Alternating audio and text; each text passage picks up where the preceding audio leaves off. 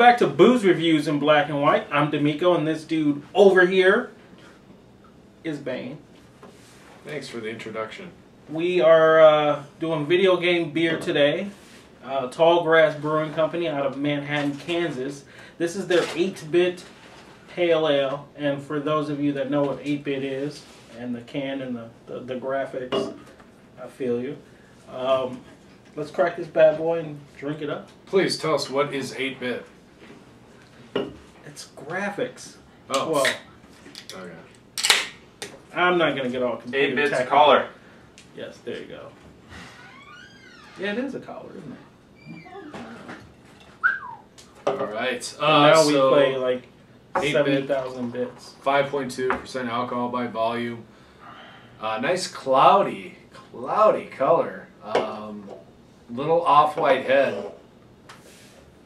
Give you a shot of that can too. It's got, what do you call that character? The number muncher guy? Or Pac-Man. Oh, Pac-Man. So it's not Pac-Man. I used to play number munchers when I was young. I love number munchers. Yeah. I could do primes up to 300,000 something. As you can tell, the people on the camera are older than 50. Your girlfriend's not complaining. That's an interesting nose. What are you smelling on it? It's almost like a, in the middle of like an IPA and something much darker. I'm getting a little bit more IPA than that, but I was almost thinking something like a,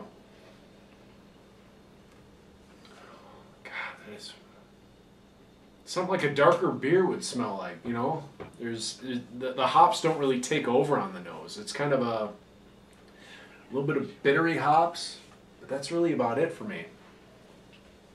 All I get is like floral, pine resin, pineapple, like fresh, you know, the whole pineapple. If you go into a grocery store, you pick it up and you smell the whole thing, you get that earthy, fruity, tropical, but super cleanly sweet character.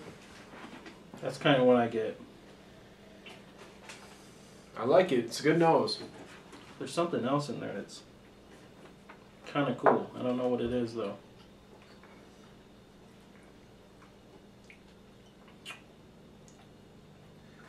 Okay, so we're talking about a pale ale here, so we're not talking IPA, but it kind of had like that nose, like it might have gone IPA. Getting back to the palate, a lot smoother, a lot more like a pale ale.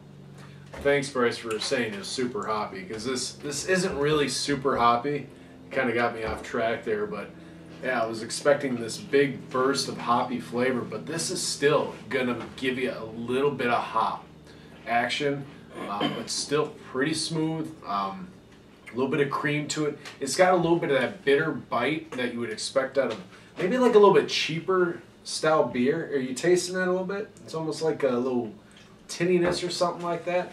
But all in all, it's not too bad. What are you thinking?